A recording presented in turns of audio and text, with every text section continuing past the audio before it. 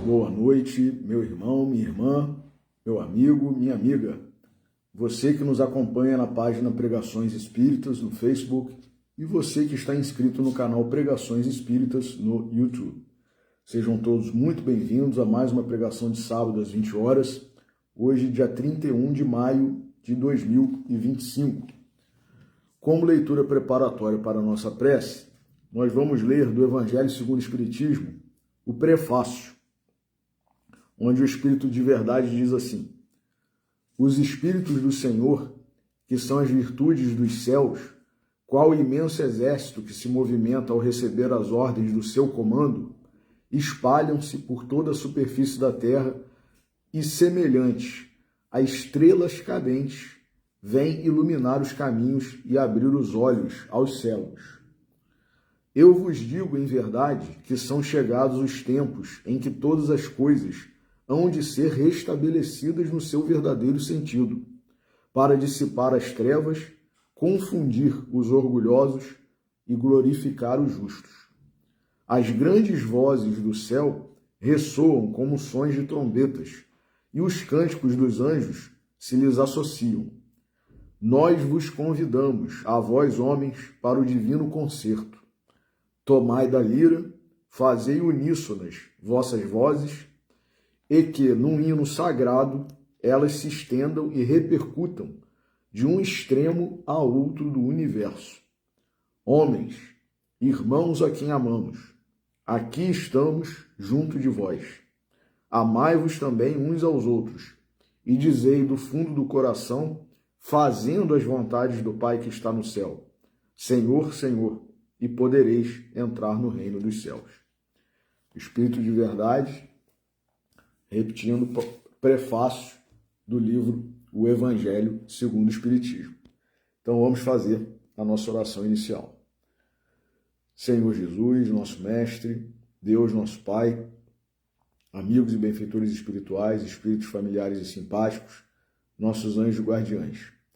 A todos vós pedimos uma bênção, uma intercessão, uma inspiração neste momento em que estamos reunidos em Teu nome, Senhor Jesus, para estudarmos as Tuas lições, o Teu Evangelho, e antecipadamente gratos por mais esta bênção, por mais esta oportunidade, pedimos permissão para iniciar a pregação de hoje. Que assim seja. Meus irmãos, esse prefácio do Evangelho segundo o Espiritismo é muito interessante, né? Porque ele é um convite, né, digamos assim, dos espíritos superiores, espíritos puros, a todos nós, em especial espíritas, mas não somente. Por quê? Porque, como ele próprio, o Espírito de Verdade, coloca no final aqui, né? Homens, irmãos a quem amamos, aqui estamos junto de vós, amai-vos também uns aos outros, e dizei do fundo do coração, fazendo as vontades do Pai que está no céu. Então, homens, todos nós, toda a humanidade, se nós fizermos as vontades de Deus, aí sim nós poderemos dizer Senhor, Senhor, e entraremos no reino dos céus. Porque o próprio Cristo, Jesus disse, nem todo aquele que disser Senhor, Senhor, entrará no reino dos céus. Mas aquele que fizer a vontade do meu Pai que está nos céus, este sim entrará no reino dos céus. O que significa isso? Significa que não adianta a gente falar. Não adianta eu fazer essa pregação aqui todo sábado, não adianta a gente, evangelizar eventualmente, dar aulas, fazer palestras, pregações, ler somente, ouvir. Não adianta. Nós temos que vivenciar, nós temos que praticar o Evangelho. E aí Jesus, com a sua sabedoria divina, crística, ele resumiu toda a lei de Deus e os profetas, como eram muito venerados, cultuados, seguidos, né, pelo povo hebreu, pelo povo judeu, e que é, na verdade, né, todo o cabedal ali de normas de conduta, né, leis humanas mesmo, que Moisés estabeleceu além dos 10 mandamentos, e outros vieram depois de Moisés, que são chamados os profetas, que estabeleceram também, né, frases, exortações, comandos para nós outros, que se nós seguirmos, por isso Jesus falou, toda a lei e os profetas estão resumidos nestes 2 mandamentos, quais? Amar a Deus sobre todas as coisas e amar ao próximo como a si mesmo. Por quê? Porque se a gente vivenciar isso, amar ao próximo como a nós mesmos, é o quê? No dia a dia. É a gente, como ele traduziu Jesus, né? Fazer aos outros o que nós gostaríamos que os outros nos fizessem. Não é somente não fazer aquilo que a gente não gostaria que os outros não fizessem, né? Que os outros fizessem conosco. Não é somente isso.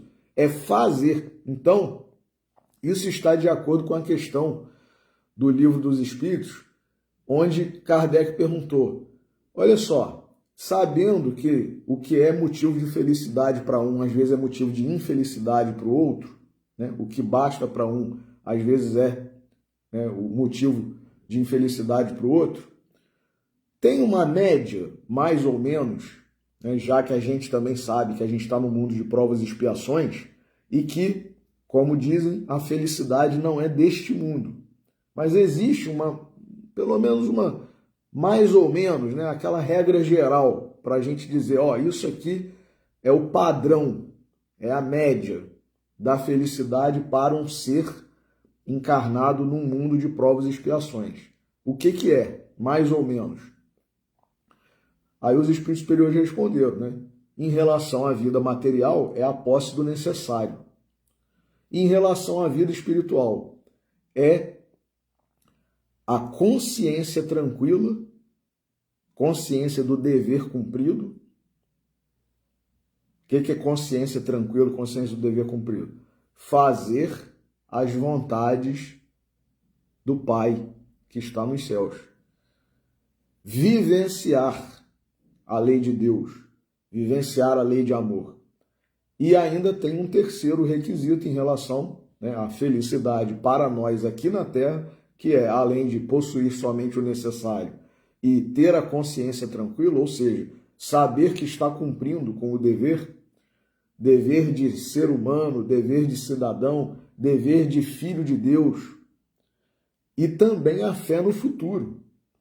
Porque, como nós falamos até, né, há poucas pregações, né, não sei se foi na última ou na penúltima, há filosofias, há doutrinas que pregavam uma vida de virtudes, como, por exemplo, o positivismo, né, de Augusto Comte. Só que, o que adianta, né, você, eu acho que eu tenho que viver de uma forma correta e tal, tudo bem, ótimo.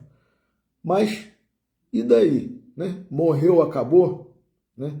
Então, por que eu vou ser, né, talvez, bom, benevolente, misericordioso, que aí entra outra questão do Livro dos Espíritos, né? Qual é o verdadeiro sentido da palavra caridade, como a entendia Jesus, né?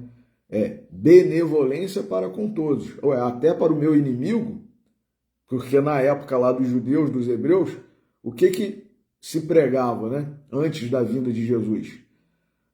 Amai o vosso próximo, odiai o vosso inimigo.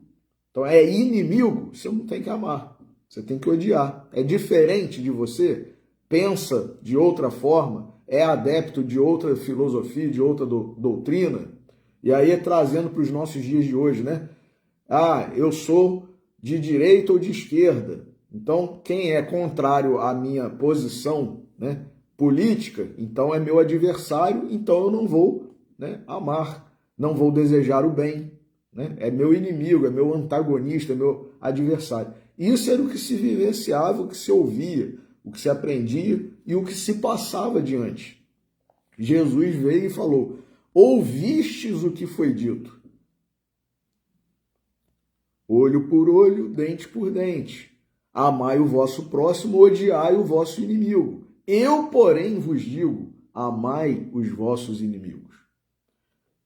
Jesus veio transformar, né, aquela lei que era muito bem aceita, né? Porque se o sujeito é meu adversário, é meu antagonista, a gente já começa pelo verbo, né, que não é nem amar, eu vou gostar dele, eu vou simpatizar com ele, eu vou querer bem a ele. Não, Jesus vai muito além disso. Eu vou amar essa pessoa.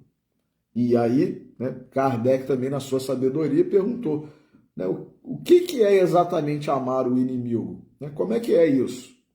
Já que, né, se eu sei que essa pessoa me quer mal, não quer o meu bem, eu não vou ter aquela afeição, né, aquela que a gente tem com as pessoas que a gente sabe que nos querem bem. E aí Kardec perguntou isso também, como é que é isso? Aí os espíritos responderam, é você não devolver com o mal que você receber.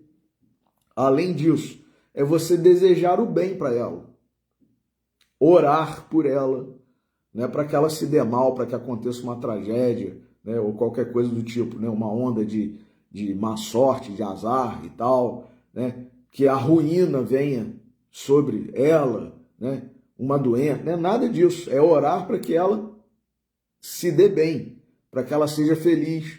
Se ela estiver passando por uma dificuldade, para que ela consiga sair dessa dificuldade, né, que a espiritualidade a socorra para o nosso inimigo.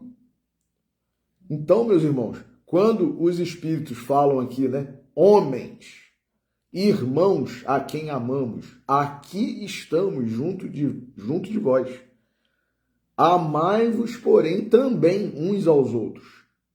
E dizei do fundo do coração, fazendo as vontades do Pai que está no céu, Senhor, Senhor, e podereis entrar no reino dos céus, é exatamente isso.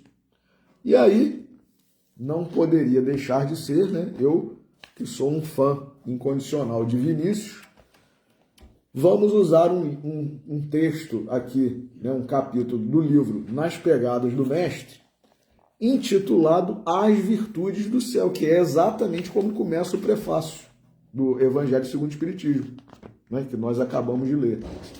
Repetindo. Os Espíritos do Senhor, que são as virtudes do céu, qual imenso exército que se movimenta ao receber as ordens do seu comando. Comando de quem? Do Senhor. Do Senhor. Então, os Espíritos do Senhor, que são as virtudes do céu, qual imenso exército que se movimenta ao seu, né, ao receber as ordens do seu comando, espalham-se por toda a superfície da terra e, semelhantes a estrelas cadentes, vêm iluminar os caminhos e abrir os olhos aos cegos. Então vamos lá para Vinícius. As virtudes do céu. Espírito Santo, Consolador, Paracleto, Espírito da Verdade. Que significam tais denominações? Representam uma só entidade? Ou tantas entidades quantas enunciam? A gente não já se fez essa pergunta? Quem é o Espírito de verdade? É um Espírito só? É Jesus? É uma pleiade de espíritos? Quem são esses espíritos? Ou quem é esse espírito? Então, Vinícius está aqui fazendo uma reflexão conosco sobre isso. No meio dessa aparente confusão, há sabedoria. Se Jesus se reportasse a uma determinada individualidade, prometendo enviá-la após sua partida do cenário humano, referir-se-ia naturalmente a essa entidade sob uma única designação. Como, porém, o mestre aludia à pleiade dos espíritos do Senhor, que são as virtudes do céu, usou de várias expressões, dando assim a entender tratar-se de uma coletividade e não de uma individualidade. Então, vejamos, né? Vinícius já está destacando aqui a sabedoria de Jesus, porque Jesus usou várias palavras para designar a mesma coisa. Paracleto, Consolador prometido, o Espírito de verdade. Então, Vinícius está dizendo, se Jesus e se esses espíritos, né, ou esse que viria depois dele, para repetir, relembrar o que Jesus havia ensinado e nos dizer algumas coisas a mais, viria em nome de Jesus, porque ele disse, eu rogarei ao Pai e ele vos enviará, né, um outro Consolador, o Paracleto, que permanecerá convosco, repetirá tudo o que vos tenho falado e vos dirá muito mais coisas ainda. Se Jesus dissesse, vai ser fulano, imaginemos a quantidade de fulanos que apareceriam por aí, né? Como está lá no Evangelho segundo o Espiritismo, falsos cristos e falsos profetas, né? E aí, fulano tem o nome lá que Jesus falou, é ele. Não, não é. Aí depois a gente vê que não é. Aí surge um outro, deve ser esse, né? Não é. Então quer dizer, ia ser um festival de falsos profetas, falsos cristos. E Jesus, com a sua sabedoria divina, com a sua sabedoria crística, quis evitar exatamente isso. Ele não ia deixar margem para que isso acontecesse, né?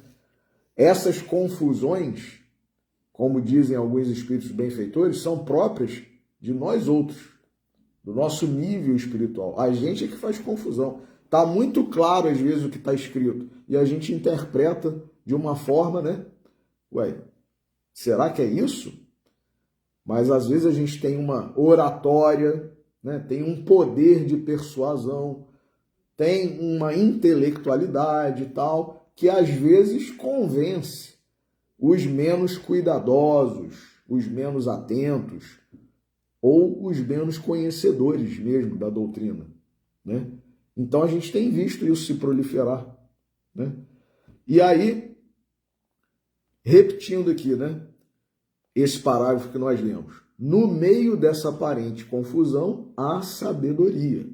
Se Jesus se reportasse a uma determinada individualidade, prometendo enviá-la após sua partida do cenário humano, referir-se-ia naturalmente a essa entidade sob uma única designação, se fosse uma pessoa. E mesmo assim, né, isso causaria muita confusão. Por quê? Porque a gente ia dizer que é fulano que tem o nome tal, como eu acabei de falar. Não, não é fulano, é Beltrano, não, tal. Enfim, Jesus, com cuidado, com zelo, sabendo já o tipo de espírito que nós somos, que gosta de adulterar as coisas, né? Gosta de se arvorar às vezes em, eu sou um missionário, sou isso, sou aquilo, eu sou um enviado do Cristo, né? Sou um enviado de Deus e tal. Olha só, Jesus, né? Falando, planejando tudo depois, né? Vamos evitar essas coisas aí, porque a gente já sabe, já conhece esse pessoal é complicado, gosta de uma confusão. Então, diz Vinícius aqui, como, porém, o mestre aludia à pleiade dos espíritos do Senhor, que são as virtudes dos céus, usou de várias expressões. Vinícius destaca aqui que Jesus não usou nenhuma mesma expressão várias vezes, não. Ele usou várias expressões diferentes. Espírito de verdade, Paracleto, Consolador prometido, o outro Consolador, Espírito Santo. Olha que sabedoria. Afinal, é quem? A gente, com a nossa inferioridade, não tem como dizer. A gente não pode afirmar, é aquele ali, é o outro. Não. É uma pleiade. E sem nome próprio, né? Sem, é João, é José, é Pedro. Não tem nome. Individualidade, né? É um ser coletivo. Então, como, porém, o mestre aludia à pleiade dos Espíritos do Senhor, que são as virtudes do céu, usou de várias expressões, dando assim a entender tratar-se de uma coletividade e não de uma individualidade. Então não é um espírito só. Jesus empregou, diz Vinícius, 4 designações no singular, ao invés de uma só no plural, para nos ensinar também que entre os Espíritos do Senhor reina perfeita comunhão de sentimentos e de ideias. Olha que maravilha, né? Quando a gente está num nível mais evoluído, mais alto, essas divergências que são muito próprias de nós outros, né? Divergências políticas, divergências filosóficas, divergências de hábitos, gostos, né? Idiosincrasias, e aí geram, inclusive, né, o que nós temos visto, né, proliferar aí nos seres humanos, né? Neuroses, transtornos obsessivos compulsivos, manias, né? E sei lá mais o que, né? Neurastenias. O que é isso? Isso é desequilíbrio.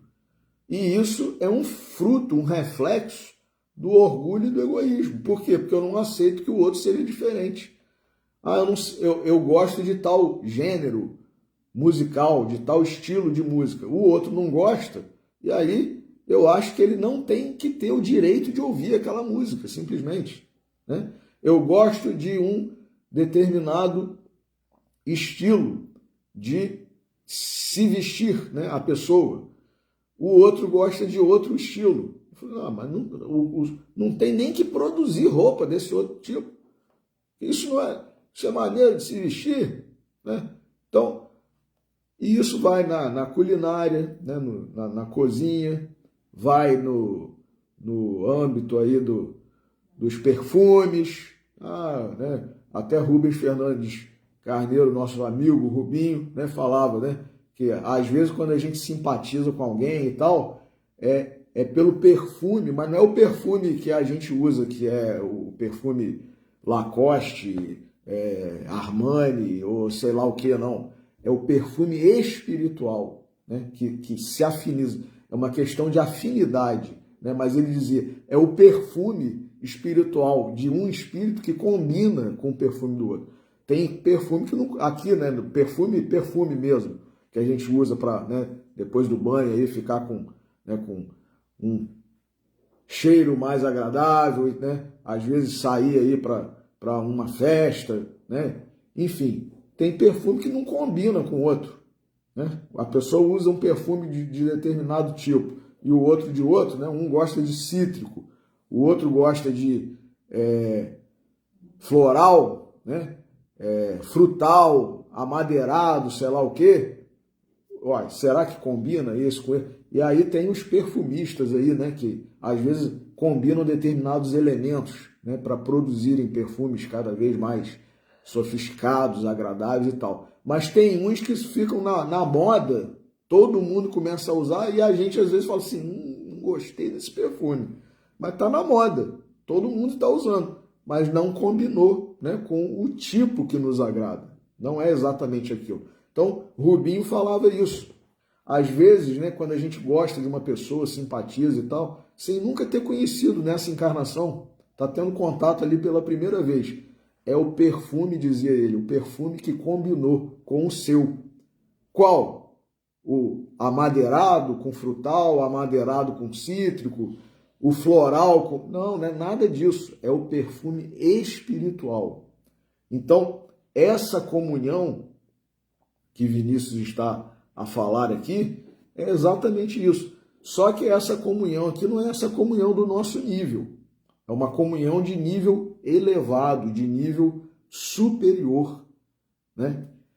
Jesus, né, diz ele, empregou 4 designações no singular ao invés de uma só no plural, para nos ensinar também que entre os Espíritos do Senhor reina perfeita comunhão de sentimentos e de ideias, de modo que o conjunto deles forma uma unidade. O conjunto. Por isso há frases, mensagens, manifestações na doutrina, né, principalmente nos livros da codificação, a obra básica, em que está assinado pelo Espírito de verdade, mas se nós formos ler, parece-nos que é Jesus falando. Por que isso? Né? Venho como outrora aos filhos transviados, né, de Israel, as ovelhas, né, desgarradas e tal. Ué, venho como outrora? Ué, é Jesus então, né? Nós poderíamos afirmar.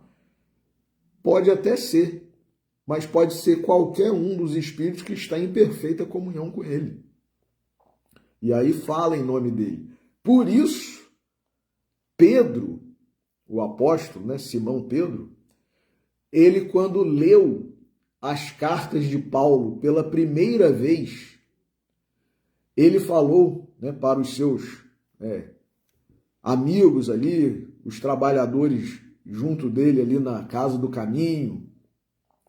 Olha só, a gente percebe claramente que essas cartas vêm da esfera do Cristo. As cartas de Paulo. E aí quem lê o livro Paulo e Estevão, de Emmanuel, vê lá que Estevão, que foi o primeiro mártir cristão, morto por uma ordem de Paulo, quando antes dele se converter ele era Saulo ainda, né? Que inicialmente não aceitou Jesus, não aceitou aquela filosofia, aquela doutrina e tal, e como um judeu convicto, seguidor da lei de Moisés, ele disse, olha só, não tem como esse negócio continuar, não. A gente tem que acabar com isso. E aí ele começou a perseguir. Ficou com raiva, porque a sua noiva, Abigail, tinha se convertido ao cristianismo. Puxa vida, justamente a minha noiva, né? E qual é a surpresa dele? Quando ele a convida, inclusive, para um espetáculo circense, só que ela não sabia que, na verdade, esse espetáculo era o primeiro, né, martírio que ia acontecer. E quem ia ser o primeiro a morrer ali? Exatamente o irmão da Abigail, sua noiva. O seu, então, cunhado, Estevão. E aí, ele, por orgulho, Paulo, ele termina o seu noivado com a sua noiva ali. Como é que ele ia continuar, né, sendo noivo de uma moça, de uma mulher, cujo irmão foi morto por ele, praticamente, né? Ele mandou, ele não aceitou isso. Embora na hora ali da morte de Estevão, Estevão tenha perdoado ele. Não, olha só, fica tranquilo e tal, você estava fazendo o que você achava certo, né? E aí ele, com o orgulho que ele tinha antes de se converter, ele fala, não, ó, vão embora e tal, e aí termina, né, o noivado com Abigail, mas amando, né, tendo amor, né, verdadeiro por ela, mas, né, quem que consegue ficar com uma situação dessa, né, em sã consciência? Puxa vida, eu vou continuar como noivo, vou casar com a mulher cujo irmão foi morto por minha causa, né, por intolerância, digamos, religiosa, né, que é uma palavra, uma expressão que está muito na moda aí agora, né? E é exatamente isso que nós estamos abordando aqui. Então, ele estava seguindo, ó, Estevão era o próximo dele? Não, não era. Estevão era o inimigo, em tese, né? Por quê? Porque Estevão era cristão. Estevão era cristão. E aí, Moisés falou, né? As leis de antigamente determinam: ame o teu próximo, odeie o teu inimigo. Eu estou fazendo isso. Então eu não estou fazendo nada de errado. Essa era a convicção de Paulo. Mas aí, depois que ele, né, viu o que aconteceu, e ele era um médium, né, extraordinário, tanto que o próprio Pedro, né, reconheceu que ele era um vaso escolhido, e aí acontece a sua conversão, está lá no livro Paulo e Estevão, e também está na Bíblia, né, em Atos dos Apóstolos. E a gente pode saber qual é o final aí dessa história lendo, né, os Atos dos Apóstolos e o livro Paulo e Estevão, né, de Emmanuel, psicografado por Chico Xavier, que é um livro maravilhoso. Então, quando ele entendeu, né, que ele não devia perseguir, né, aquele que, na verdade, estava querendo que ele fizesse o que ele tinha que fazer, cumprir com a sua missão, né, porque ele era um vaso escolhido e tanto que se tornou o maior divulgador da palavra de Jesus no mundo, o maior evangelizador que já existiu na face da terra. O que é isso? Comunhão. Então, quando a Igreja Católica, por exemplo, né, que eu acho muito interessante, né, pratica, né, exorta os seus fiéis desde tenra idade, após o batismo, né, após ser batizada a criancinha de família católica, num dado momento, ela vai fazer a sua primeira comunhão. Isso é interessante. Por quê? Porque a criança, né, não se distancia do Cristo. Né? A família verdadeiramente cristã, né, ela não vai simplesmente batizar a criança e pronto, agora está batizado, não precisa fazer mais nada. Não, tem a primeira comunhão. Né? O fiel católico, né, quando ele toma a hóstia ali, né, no final da missa, né, ele está comungando. Né? Então, o que é isso? É procurar estabelecer uma sintonia frequente com Jesus. Só que muitas vezes nós sabemos, né, isso fica apenas no âmbito ali da prática exterior. Como nós também espíritas.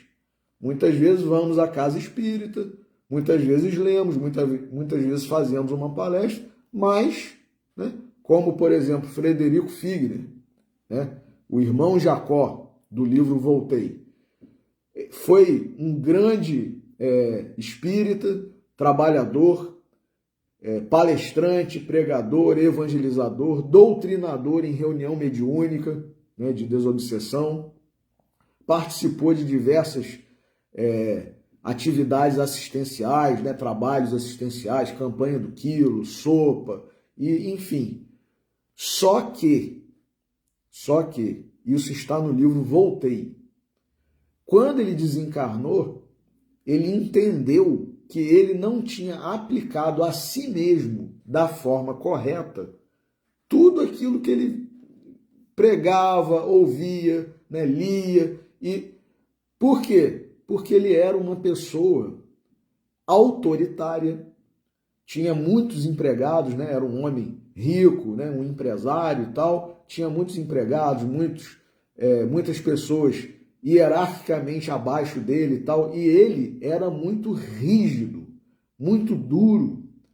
Ele diz que às vezes ele chegava a cometer grosserias, né? Por quê? Porque ele achava que se ele não fosse duro, o troço não funcionava. Como é que vai sair aí esse serviço e tal? Então, quer dizer, isso é vivenciar o ensinamento de Jesus? Ele achou, né, chegou à conclusão, caiu em si, depois de desencarnado, que ele não aplicou a si mesmo da forma correta aquilo. Porque, às vezes, é nas menores coisas que a gente tem que aplicar, né, esses ensinamentos de Jesus. Então, na forma de falar, muitas vezes se colocando no lugar do outro que vai receber a nossa palavra, né? Por isso, inclusive, tem, né, uma série de livros aí que eu recomendo e que eu passei a ler, né, e admirar, estudar, que é de um autor norte-americano que criou, né, uma espécie de uma filosofia de vida, né? E aí, a partir do primeiro livro, ele lançou outros depois, né? Que é o Marshall Rosenberg. O primeiro livro dele que fala, né, sobre essa filosofia de vida, essa teoria que ele desenvolveu, tem o nome de Comunicação Não Violenta. E isso muitas vezes evita muitos problemas.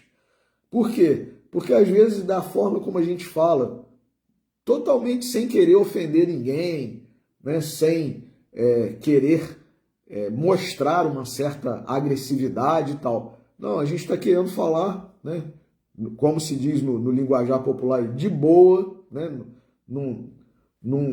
numa vibe, né, bem tranquila e tal. Não estou querendo ofender ninguém, não estou querendo magoar ninguém, não estou querendo agredir ninguém verbalmente e tal. Ótimo. Só que a gente usa, às vezes, determinadas palavras ou a forma de dizer que é, segundo esse autor norte-americano, né, o Marshall Rosenberg, é uma forma violenta de passar, né, de se comunicar, de exteriorizar o seu pensamento. Ah, mas eu não estou querendo, né, machucar, agredir, atingir ninguém, mas a gente atinge.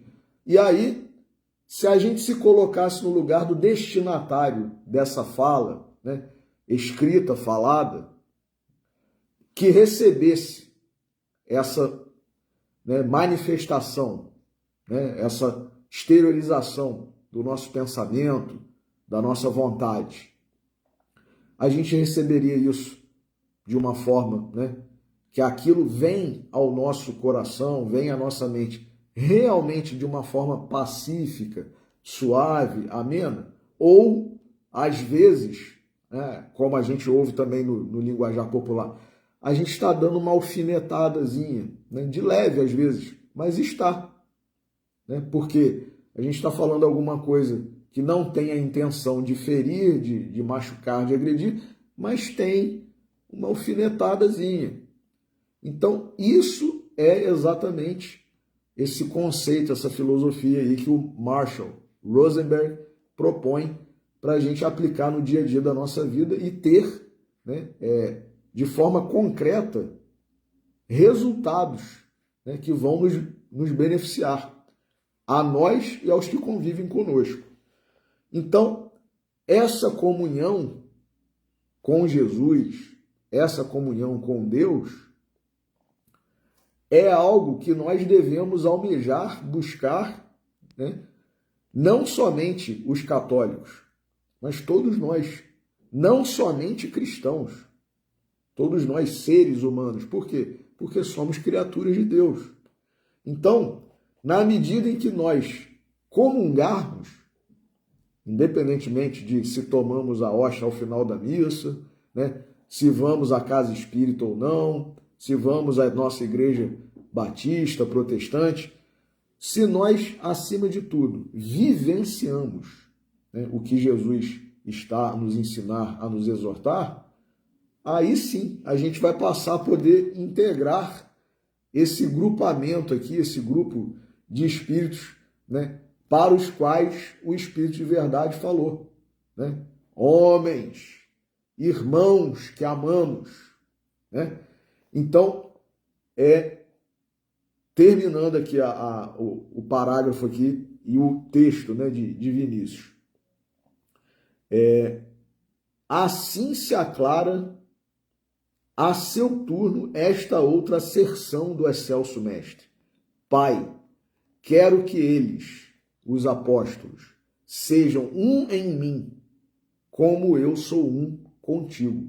Jesus não falou, eu e o Pai somos um? E ele disse, né? Ele fez uma espécie de oração junto aos discípulos. Quero que eles sejam um comigo, e eu, assim como eu, sou um contigo. Então, quer dizer, se a gente estiver em comunhão com Jesus, automaticamente a gente vai estar em comunhão com Deus. Então, essa é a nossa reflexão de hoje, né? Que a gente esteja ou procure estar em comunhão com Jesus para que a gente possa estar em comunhão com Deus. Como? Pelo menos não somente repetindo as palavras, né? Senhor, Senhor, mas acima de tudo, vivenciando, fazendo as vontades de Deus, né, que está nos céus. Então, que Jesus nos abençoe, que Deus nos abençoe, que a gente possa terminar o sábado, né, passar o domingo, a semana, com essa reflexão, né, falando alto, né, calando em fundo em nossos corações, em nossas mentes, para que a gente possa, né, avançar, né, na estrada do progresso, na nossa trajetória evolutiva, com essa finalidade, né, porque tudo começa a melhorar na nossa vida. A gente passa a sofrer menos, a gente passa a ser atingido menos com as coisas que acontecem, né? Não é porque a gente fica frio, indiferente, não. É porque a gente passa a entender, a gente passa a acreditar na providência divina, a gente passa a ter a certeza de que aquilo ali é momentâneo, né, é passageiro, como disse, né, Maria e Chico Xavier repetia, né, isso também passa. Então, a gente começa a ficar mais tranquilo, mais sereno, mais calmo, né, e aí se livra de uma série de, como eu falei, neuroses, né, transtornos obsessivos compulsivos, paranoias, enfim, né, essas coisas todas que muitas vezes, ansiedade, né, quem mais está vivendo aí numa ansiedade do que nós outros, né, nesse mundo atual, né?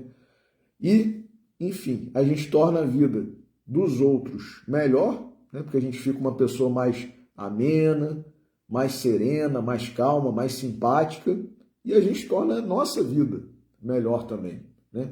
Então, é muito bom, né, muito interessante a gente praticar, né, buscar vivenciar isso que Vinícius, o Espírito de Verdade, Allan Kardec, Paulo, Emmanuel trouxeram para nós nessa reflexão de hoje.